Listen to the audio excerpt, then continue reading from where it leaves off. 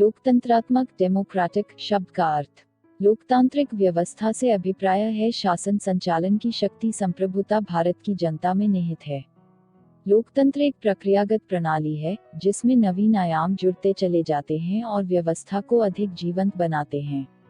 लोकतंत्र के मुख्यतः दो प्रकार हैं, प्रत्यक्ष लोकतंत्र तथा अप्रत्यक्ष लोकतंत्र। प्रत्यक्ष लोकतंत्र में जनता शासन में सीधे भागीदारी निभाती है, जैसे स्विट्जरलैंड में। प्रत्यक्ष लोकतंत्र में जनता के पास प्रमुख औजार या शस्त्र हैं जिनका प्रयोग कर लोकतंत्र और निखरता है। ये हैं परिपृच्छा, पहल, इनिशिएटिव, प्रत्यावर्तन या प्रत्याशी को वापस बुलाना, राइट टू रिकॉल, जनमत संग्रह, प्लेबिसाइट आदि।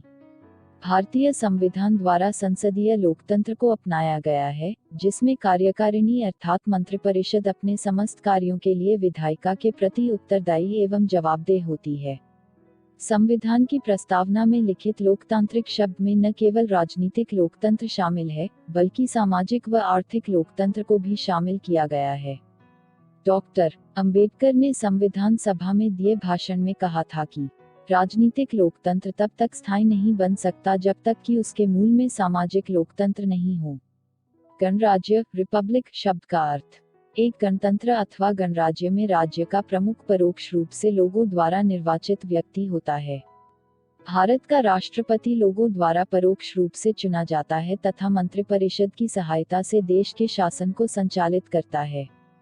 दूसरे शब्दों में गणराज्य में राजनीतिक संप्रभुता राज्य के बजाय देश की जनता में निहित होती है। न्याय, जस्टिस शब्द का अर्थ। न्याय के अंतर्गत सामाजिक, आर्थिक और राजनीतिक न्याय शामिल हैं। ये तत्व रूसी क्रांति से प्रेरित हैं। प्रत्येक पक्ष में न्याय का तात्पर्य सभी के साथ समान व्यवहार से है। किसी वर्ग के विशेषाधिकारों का उल्लंघन न हो या संपत्ति की असमानता, निर्वाचन व प्रतिनिधित्व में भेदभाव तथा सभी को समान रूप से इन भेदभावों से मुक्ति प्रदान करना ताकि शांतिपूर्ण व समृद्ध राष्ट्र की रचना हो सके। स्वतंत्रता, लिबर्टी शब्द का अर्थ। स्वतंत्रता का अर्थ है व्यक्ति की गतिविधियों पर किसी प्रकार के प्रतिबंध का निषेध तथा उसे संपूर्ण विकास के अवसर उपलब्ध कराना। भारतीय संविधान की उद्देशिका विचार, अभिव्यक्ति, विश्वास, धर्म और उपासना की स्वतंत्रता की उद्घोषणा करती है। मूल अधिकारों के से इन्हें सुनिश्चित किया गया है तथा इन अधिकारों को न्यायालय द्वारा प्रवर्तनीय बनाया गया है। समता, इक्वालिटी शब्द का अर्थ। संविधान की प्रस्तावना में प्रतिष्ठा और अवसर की समता का उल्लेख किया गया है, जिसका तात्पर्य समाज में किसी भी वर्ग के लिए बिना किसी भेदभाव के प्रत्येक व्यक्ति को समान अवसर उपलब्ध कराने से है। भारतीय संविधान की प्रस्तावना में समानता के 3 आयाम शामिल हैं। सामाजिक समानताएं। पहली, सामाजिक समानताएं। दूसरी, राजनीतिक समानताएं। तीसरी, आर्थिक समानताएं।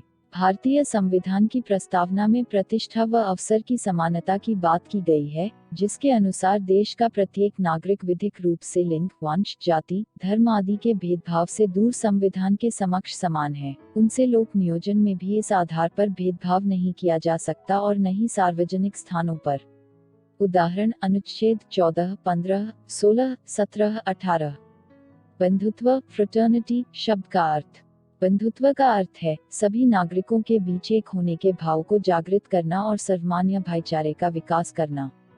भारतीय संविधान एकल नागरिकता तथा मौलिक कर्तव्य अनुच्छेद 51 क के माध्यम से बंधुत्व की भावना को प्रोत्साहित करता है। व्यक्ति की गरिमा, डिग्निटी ऑफ द इंडिविजुअल का अर्थ। के एन मुंशी के अनुसार व्यक्ति के गौरव का अर्थ यह है कि संविधान न केवल वास्तविक रूप से भलाई तथा लोकतांत्रिक तंत्र की मौजूदगी सुरक्षित करता है, बल्कि यह भी मानता है कि हर व्यक्ति का व्यक्तित्व पवित्र है। प्रस्तावना में उल्लिखित इस शब्द के निहितार्थ को सुनिश्चित करने हेतु मौलिक अधिकार में अनुच्छेद 21 को व्यापकता प्रदान की गई है। राष्ट्र की एकता और अखंडता, unity and integrity of the nation का अर्थ। बहुलवादी सांस्कृतिक विरासत के साथ भारत की एकता और अखंडता को बनाए रखना एक बड़ी चुनौती थी। अतः मौलिक कर्तव्यों के तहत प्रत्येक नागरिक का कर्तव्य माना गया कि वे अपने राष्ट्र की एकता व अखंडता को अक्षुण्ण बनाए रखें। 42वें संविधान संशोधन अधिनियम 1976 द्वारा प्रस्तावना में एकता शब्द के स्थान पर एकता और अखंडता शब्द को जोड़ा गया।